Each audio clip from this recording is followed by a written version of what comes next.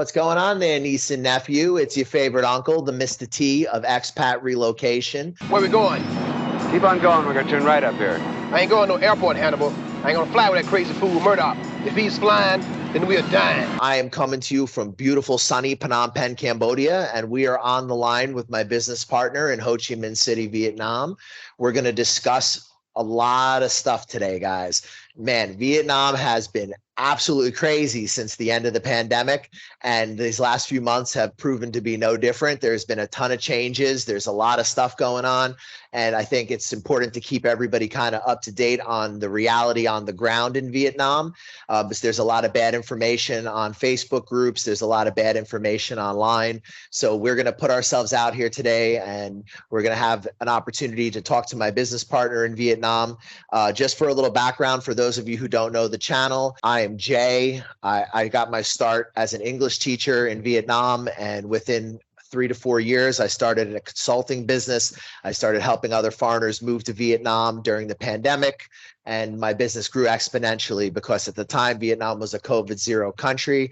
I've helped probably hundreds and hundreds of people find teaching jobs, helped maybe close to 1,000 people get into Vietnam and start their lives over. And it's a completely small family business. This is my business partner in Vietnam. He is a consultant. He worked for the Department of Labor at one point. He knows the legal system in Vietnam in and out. So we're going to just let him update you guys today. And I'll just try to ask questions that I think are relevant and that a foreigner would want to ask. So even if I know the answer to some of these questions, I'm still going to kind of feed it to him as if a customer was sitting across from him and asking him, so you guys could get a sense for what it would be like if you work with us and work with our service. So I first want to hand it to my partner and ask, what has changed in the last 3 months? Because there's been a lot of major changes since the last time that Vietnam did some changing with the system. Now everything is being brought into an online portal. Can you just give us a picture of the climate around visas today? Okay, thanks, Jay, for the introductions and greetings from Vietnam. So, as you all know, for those who want to come to visit Vietnam in the short future, you will know that Vietnam has a big development for the visa policy. Is that for now on, the e-visa, electronic visa, is applied for all nationalities of in around the world. So if you just want to Vietnam to visit your family who is currently working in Vietnam, or just want to have a tour in Vietnam, then an e-visa, a new system of the e-visa will be a good option because it is quite cheap. It is only for the 3 months, $25 for 3 months single e-visa, and it's $50 for the multiple entry for 3 months. So before you have the e-visa of 30 days only, so increase from 30 days up to 90 days is a big development of the visa policy. Also, for those countries which has an agreement with Vietnam for the visa exemption, it's increased from 30 days up to 45 days, so visa exemption. So this is the big development. The change is that the immigration has been building a new portal, and compared to the old system of the e-visa submission, you will be asked more questions like what is your current job, the company contact, if you pay insurance, how much money you will bring to Vietnam, which day. So there is more questionnaire in the submission form, but there is no request for the entry or exit port anymore. So you are free to enter Vietnam through any international land border or the airport. So I think it is a big step for the improvement of the visa policy now. But there's been a lot of issues. People have not been able to get the websites to work. There are some nationalities that are sensitive nationalities that will apply for these visas, then be denied. There's been quite a lot of chaos around this. So I'm kind of curious what your perspective on the current situation of how well this new visa system is actually functioning, because we've had a number of customers come to us that have had a very difficult time doing the online visa, and they've just opted to pay to use us to help them get a fast visa. First information for you is from a week ago, then there is no expedited e-visa anymore because it is overloaded work of the immigration, like a lot of requests and submission from all over the world. Before, we have only 80 countries could apply for the e-visa, but now we have more than 186 countries around the world could apply. So you can imagine that every day thousands of submissions come to immigration, is including e-visa, tourist visa from tour company, and business visa of dependent visa. Like you have your relative is working in Vietnam and there is a special visa called dependent visa. It's 3 months or up to 6 months. So currently there is no agent could process you with the e-visa for the expedited e-visa. But there is another way is that those tourist company, they still can submit for the approval letter for a 30-day only tourist visa. So in case you are in a rush to visit Vietnam, but you don't have time to wait for the e-visa, which could be processed within 7 up to 10 days of working, then expedited tourist visa under a tour company will be your good option to first come to Vietnam, and later on you could conduct a border run to change from the tourist visa into an e-visa. So this is the first information I could deliver to you. For the new system, we receive a lot of concern and complaints also regarding the payment gateway.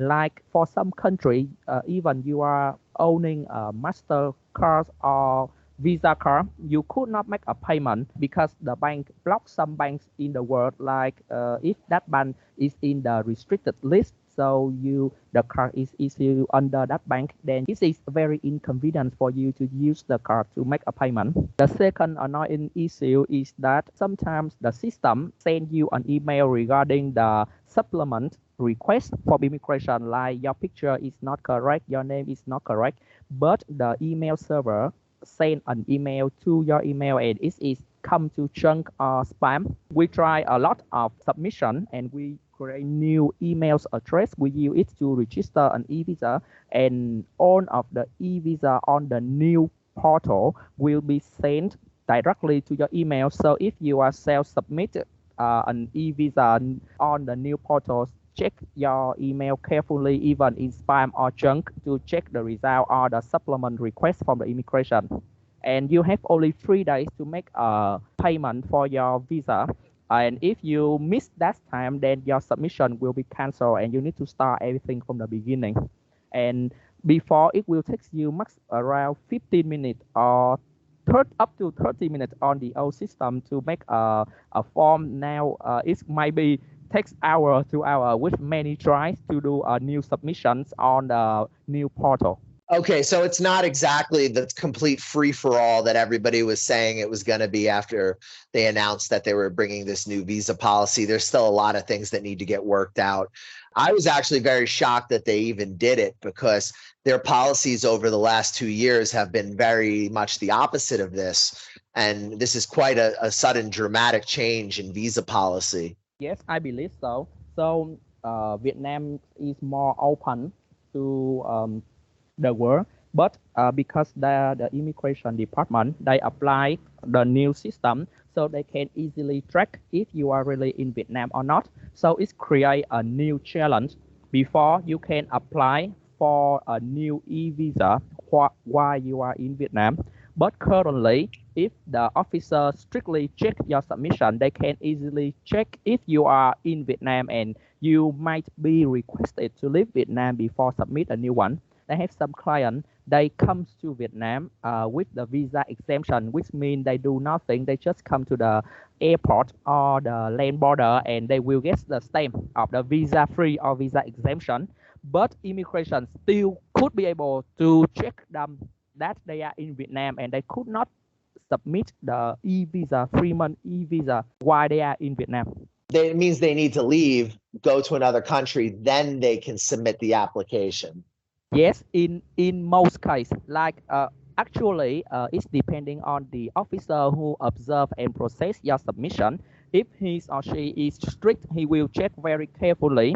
But if he just check that you have no violations, and it is no matter that if you are now in Vietnam or not, they will process. So it is like a fortune. And depends on the officer who process your submission. So each submission is being manually reviewed. It's not like an automated approval process. It's someone is looking at each one of these applications. I think you have to admit with me that even the US, or those countries in the Europe, they don't have the automatic system for the approval of visa. Everything will be manually approved.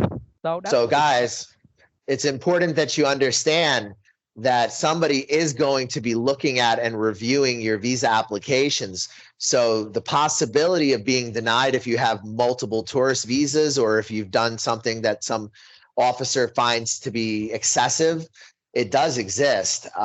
It's not like a complete open free for all. Like, someone is looking at these applications and making an assessment. And if they don't care and they're laid back, they're just going to pass you through. But if they do care, can they deny these tourist visas? for the tourist visa, which is sponsored by the tour company. It is like the same as you are asking for the business visa. The tour company will prepare a submission and submit to the immigration. And in this case, because they are tour company, so the process might be shorter, and the officer might process faster. As if there is any illegal staying, then the immigration department will make a file for the tourist visa. So they are the immigration, they control the tour company, not control individual. But when you submit via the portal, self-submitted, and if your nationality is a little bit sensitive, like the Middle East, like the South America or Africa, then your submission will be, how to say, more carefully reviewed than the other nationality like the US or the Southeast Asia. And if they deny them, there's no refund. Yes, if they are finding that within the last recent 1 or 2 years that you violate the Vietnam immigration, like you overstay 1 year ago, or you come to Vietnam many times, and at each time you just overstay 1 or 2 days, but it repeat many times, then they could make a decision not to process your visa.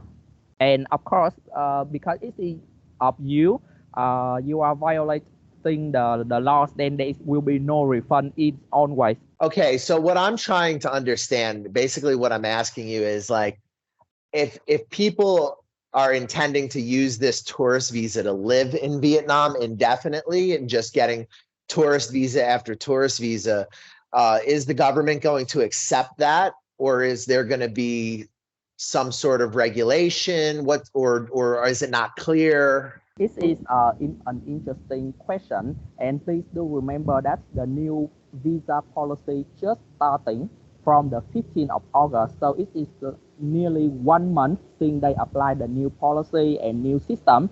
So many things will be discussed during the, how to say, I think this is the trial times, and government and the immigration department, they will look into the practice, and they will make some new policy in the short future. Like if they see that the new policy encourage the tourism and hospitalism in Vietnam, then okay, they will maybe less strict compared to at this moment. But if they think that the new policy will be take use of those who are not good, just want to Vietnam to stay illegal or work illegal, then they will make some new policy to tighten the situation. And for the indefinite staying in Vietnam using the a new e-visa, 3-month visa, I'm quite sure that they could not, because I received a lot of information, a lot of practice case of my client that they could not open bank account with the 3-month tourist visa.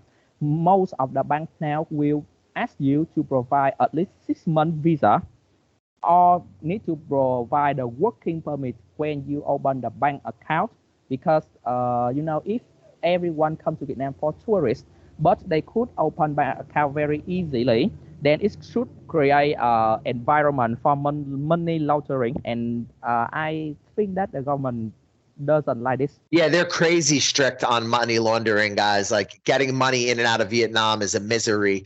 It's one of the reasons why personally I do business in Vietnam, but I bank in Cambodia. Guys, I'll ask a couple more questions that I think are kind of relevant to the topic that we're talking about now. So It's unclear at this point whether or not they're going to let people stay. He thinks this is kind of a trial period, and they're going to kind of make a determination if they just let people kind of continuously do border runs and use this tourist visa that way, or if they decide to restrict it or restrict the amount of times it can be used. So that hasn't been determined yet. As far as people who are looking to actually stay in Vietnam, and they're going through either an employment or a investment process, how is the approvals for business visas going at the moment? Okay, so for the business visa approval, it is not many changes, but again, they are stricter that you need to exit Vietnam, and then while the time you are outside Vietnam, then the company could process for your business visa. Business visa is still 3 months, but some bank they accept to open your bank account because you have business visa.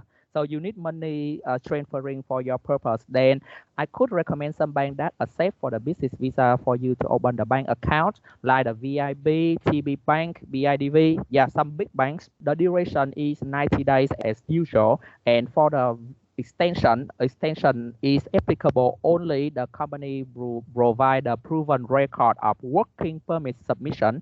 It means that you need to, when your visa is going to expire, then the company needs to show to immigration that you are in the middle of work permit processing or submission, and then with that group the immigration will extend your business visa for you to stay to wait for the working permit. Okay, right. And we've seen increasingly long delays for things like background checks, work permits, anything to do with Labor Department has been taking much, much longer than historically. Do you see that improving, or do you think that at the moment it's just kind of a chaotic situation and it's unlikely to get better? Firstly, for the work permit situation, it is more challenging for the company because first of all, in Vietnam we are facing with a high rate of unemployment. So when you want to proceed the work permit for a foreigner, you need to do the first step is to make a explanation to the Labor Department and explain to them the reason why your company needs a foreigner to work. So this is the first step, and it is very difficult because the Labor Department will look into your ERC enterprise registration certificate to look what business the company is doing to make sure that business need a foreigner to work. Like the very simple logic is that the Labor Department just accepts the company could use the foreigner in case the local laborer could not afford for the technical skill or experience to be responsible for that position.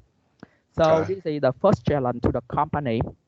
The second thing is the profile of the foreigner to work in the position. You need to own a diploma degree which is correctly matched with the title. Like the company needs you to work as an HR manager, which means you need to own an HR bachelor degree. You could not they could not process for your working permit if you graduate in journalism or tourism or other major. So this is the second thing regarding the the background check. I will explain like this. Before, so many agents could process the background check for the foreigner. There's no need for the foreigner to be present at the Department of Justice. They just ask you to sign the form and they come to the Department of Justice to submit it, and you can get an expedited background check within 10 days. But if you heard about the recent arrest investigation of the background check center and the beauty director and the director of that center has been arrested. So now no agent could do the background check for the foreigner. The foreigner is requested to come directly to the Justice Department, sign the form, and receive the result. And it takes from 20 days up to 30 days, working days, to receive your background check in Vietnam now. So it is a timing issue for the background check, and it is not only the foreigners but also the local people. In the hiring process of the local company, Vietnamese company, they will require you to submit a background check as a part of the recruitment submission. So basically, things are kind of in a little bit in chaos because, like he just mentioned, they just arrested the head of the ministry that took care of the background checks. They're implementing a brand new system that is semi-functioning. There's a lot of delays that are happening around submissions for, basic things. I have friends in Nha Trang from jiu-jitsu who are telling me that they were even having a very difficult time registering a car, that even doing like a person-to-person sale, it can be a huge problem right now in Vietnam. So the bureaucracy is at a really difficult stage at the moment. But I can tell you guys that Vietnam still has a tremendous amount of opportunity, or especially around teaching, because it has gotten a little bit more difficult than it was like a year or so ago for unqualified teachers to gain work permits and things like that. You see an increase in salary and you see much more of an increase in demand. Even though the economy is not good, there is still less foreigners that are available. Maybe with these tourist visa changes, that might change, but this is kind of a good time to be in Vietnam if you're thinking about coming over to teach. If you're thinking about coming over to do a business, you need to come with patience and with the understanding that Vietnam is not going to operate the same way that your country is. And I feel like this is something we should talk about, because this is something that we encounter with a lot of customers, and they have a lot of misunderstandings about just the way business is done. I know that people maybe have opened companies or done things in their country, like in the US or Canada, Australia, but you're dealing with a communist country that's in a developing market, and their mindset is very different than your mindset. And maybe you could kind of explain where foreigners misunderstand things about Vietnam or about the way business is done in Vietnam. Yes, I do agree with you. Is that even we have the more open visa policy for the foreigner, but Vietnam is a well-organized country, and we have a very strict rules, and sometimes you will see that it's a very complicated. The complications of the administrative process of Vietnam very strict. They check very careful, and now even for the business visa, in some case the immigration officer could ask the company to provide a tax report to see that if the company is interested or profitable to invite so many foreigners to come to Vietnam to work. So if you are thinking about asking a chef company or domain company to sponsor for you, so it is like you are taking a risk, because when the number of the foreigners in that country reach like the threshold or reach some point, then immigration will start to look into that company, and if the company is found illegal to sponsor for foreigner, then you will be definitely come to the blacklist. Okay. But what is it that the foreigners don't understand? Like, this is what I'm asking about business, right? Like, if they, maybe they've experienced opening companies in their country, maybe they've experienced businesses doing business in other parts of the world, but we always have problems where people misunderstand what's happening in Vietnam. What do you think some of the biggest problems that people just really don't understand about, whether it's opening a company or getting a work permit or whatever? Well, I think this is about the understanding of the local regulations, like local laws. This is the first challenge. Every country has the difference in the laws of the regulation. Like in some country, that business is there's no requirement for that business, but in Vietnam there will be some license required for your business. So have a good understanding or a deep knowledge regarding the local regulation and laws will be one of your advantage. The second thing is I believe, which is about the culture.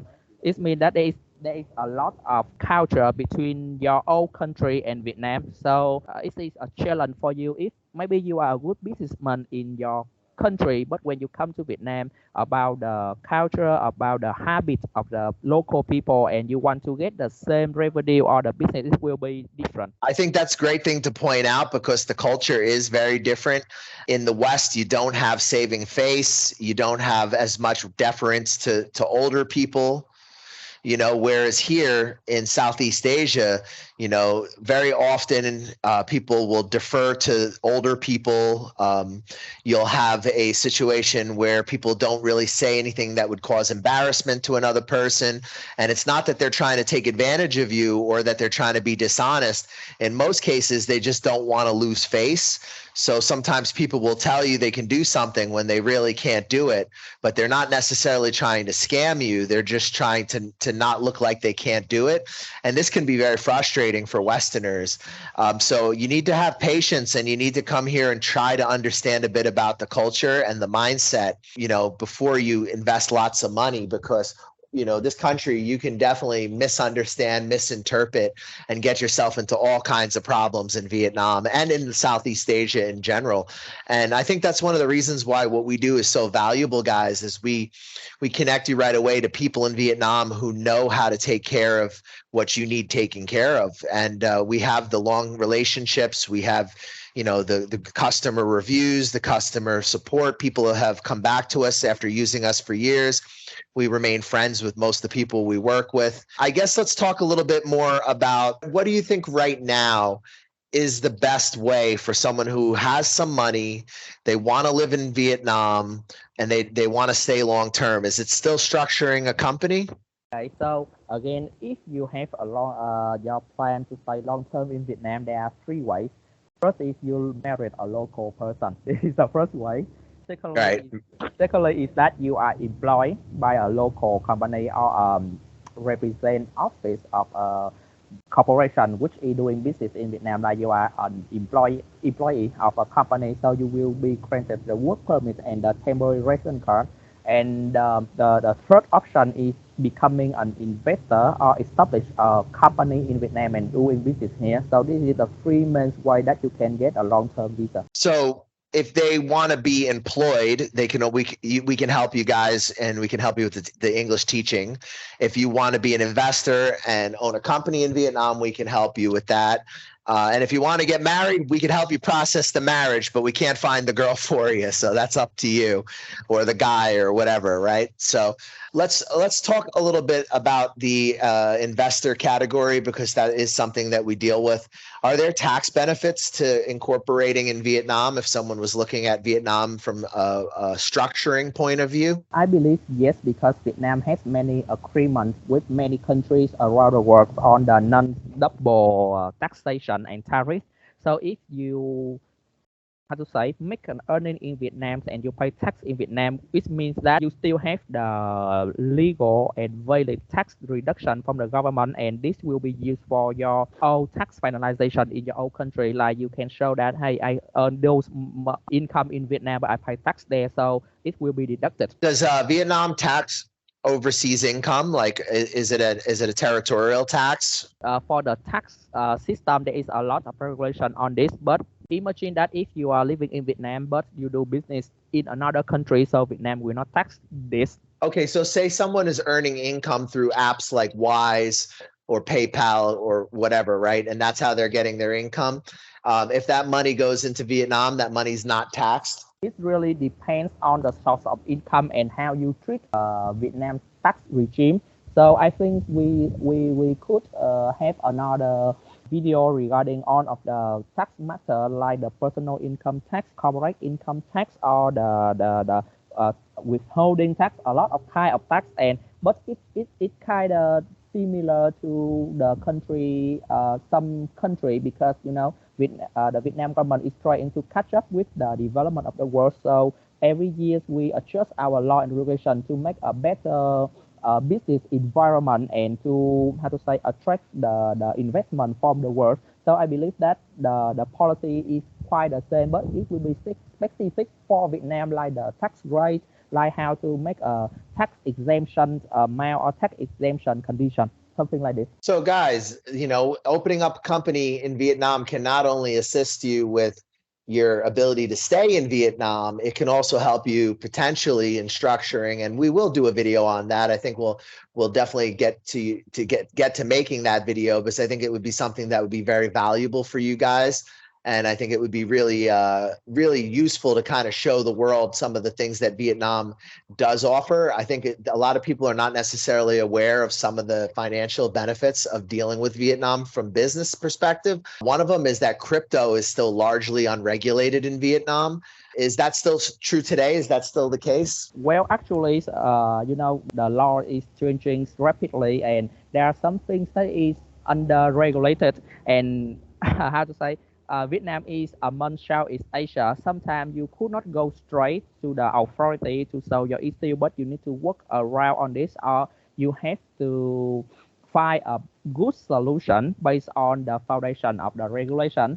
For example, many people have issue why they are processing the e-visa, but they could not send support directly to immigration. They have to ask via the agent.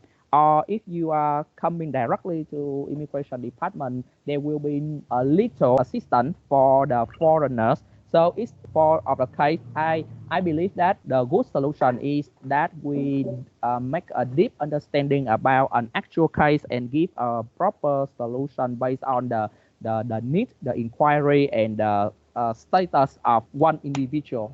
Yeah, but what I was asking is basically crypto is still pretty underregulated. Yes, so I say that it's underregulated, but it's just how to say, I can make an example like there was a robbery of the USB token which contained the address for a crypto Bitcoin, and it's worth billions of Vietnam, and the court really think that this is an asset and ask those robbers to return the amount to the owner. Guys who be stolen the USB, like the robbers, they take the USB, they use the money, and the court receive the case and ask them to repay all of the amount, which is how to say equivalent to the current price of crypto. So the government consider that is an asset, but there is no specific laws on how to regulate if you are a trader or if you trade the crypto in Vietnam. Oh, I see. Okay. See, this is what I was trying to get to for those of you who are in that space or have an interest in that topic.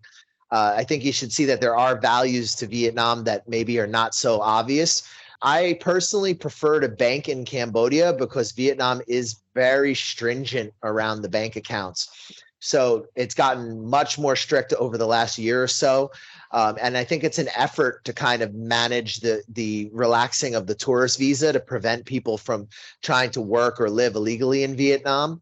Now, there's also been police making more regular visits to guest houses and to apartments to try to check the visa statuses of the foreigners that are living there. Do you know what they're looking for? Are they looking for foreigners on tourist visas that are signing long leases or things like this? Well, actually, the reason for the usual check from the police for the hotel, the apartment is that because of the increase of cyber criminals and criminals, which is start from the foreigner is increasing during the recent year.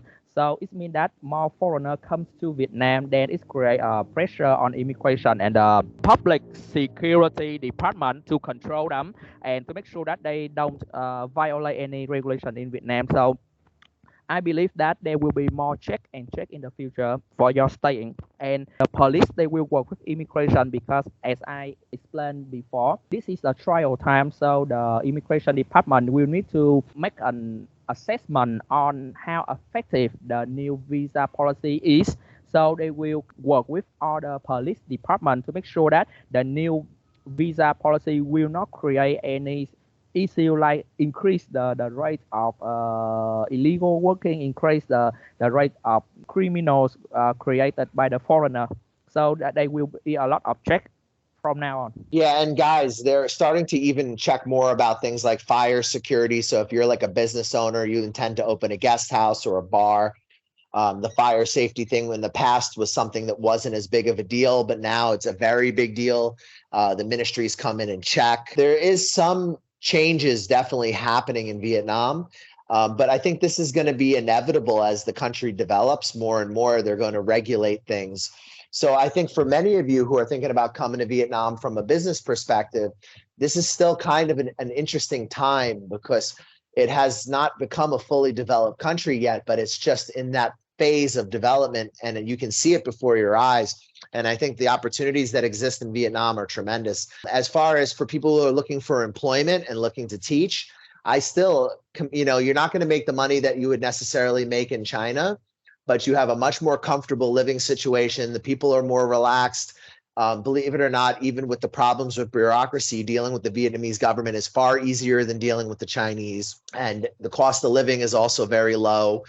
There's much better access to Western services. Vietnam's much more inexpensive, and the salaries are very good. So, if you're a native speaker, it's a great place to come teach English, make some money. If you're a non-native speaker, unfortunately, sometimes those people will be mistreated, not paid well. And again, this goes back to what we were talking about with sensitive nationalities. The immigration officers review each application individually, and they can deny it. And if they decide to deny it, you're not going to get your money back. So even though they've opened up, policy towards all these countries, if you're coming from like developing countries like Africa or the Middle East, you're going to be scrutinized very heavily. Whereas if you're coming from, the US, Canada, Australia, the scrutiny is going to be a little bit more mild, because they're going to be going on the assumption that you're going to be coming in with some capital, and you're going to most likely be able to financially support yourself. Or if you want to stay in the country, potentially invest, right? Whereas they're going to look at people coming from Africa, the Middle East with high skepticism. And if you have enough capital, then you'll be fine. And if you don't, you could possibly be denied. Is there any other things you'd want to address about the changes going on in Vietnam, like around tourist visas, business visas, TRC, anything that you think is important for someone who's serious about staying? Well, for those who have the plan for the long term staying, or seriously to stay in a long term, so don't think about the 3-month tourist visa or the e-visa, because it's depending on the current regulations, and we don't know if there is a limit or the restriction for how many times in a row or continuously to use the e-visa. And one of the most important thing is that you could not open bank account, which is the disadvantage, because not all of the cards issued by the international bank could work in Vietnam. We have so many clients could not use the ATM or even Visa debit card or MasterCard debit card to withdraw the money here. And most of the company in Vietnam are, the bank account is managed by the bank, but soon it will managed by the tax department, tax office also. So the company could not pay you in cash anymore, because they receive the income from the client, but they need to prove that paying salary is a real expense, and that expense should be transferred via bank transfer. And for those teachers or for those employees, foreigner employees who work in Vietnam, some company they prefer to pay cash because they can avoid paying personal income tax. And this will be soon organized and managed by strictly by the tax.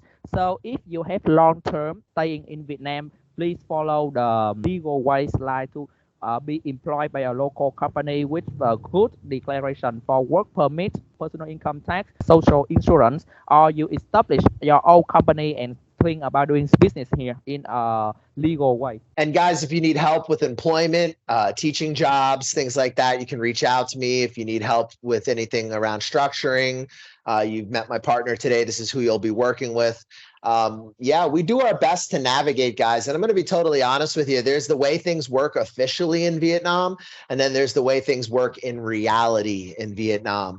And very often, people will come in with this expectation that everything's going to go smoothly, and almost never everything goes smoothly. There's always some kind of craziness happening. So having local people that are honest and that are not looking to take advantage of you, they just want to do business the right way, people who can guide you through these processes, makes coming over a million times easier.